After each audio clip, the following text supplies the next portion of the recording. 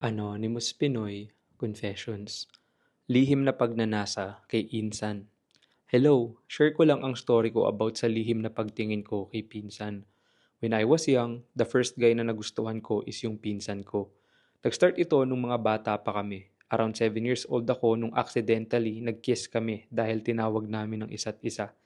Fast forward, nung nag-teens na kami, dahil malapit lang ang bahay namin, meron silang bintana na merong siwang. Kaya kapag sumilip ako, kita ko ang bahay at kwarto nila. Isang gabi, sumilip ako sa bintana, tanaw ang kwarto nila. And dun ko na nga nakita. Nagja-jacks si Pinsan. Napakalaki ng alaga niya. At simula nun, paulit-ulit ko nang ginagawa ang panoorin siya sa kwarto. Lagi kong inaabangan kapag tapos na siya maligo para masilipan ko siya sa kwarto. Then isang tanghali, sumilip ulit ako sa bintana at nakita ko na naman siyang nagmamasturbate. Noong mga panahong yun, gustong gusto ko siyang upuan at habang nakasilip ako, nahuli niya ako pero walang nangyari. Umalis lang siya. Labis akong nahumaling kay Pinsan. Umabot sa point na inaamoy ko na ang mga underwear niya. And worst, nag-cum ako sa underwear niya.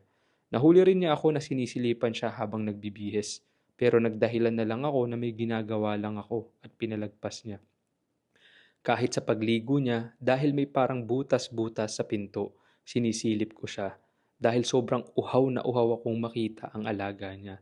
Kapag natutulog din siya, minsan inaamoy at hinahalikan ko ang ari niya habang nakashorts. Alam man niya na sinisilipan ko siya, never naging issue yun.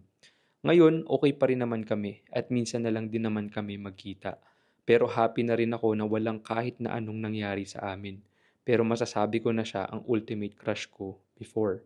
Wala mang nangyari sa amin, may part pa rin sa akin na sana natikman ko man lang siya kahit isang beses. Dahil ramdam ko na gusto rin ng pinsan ko.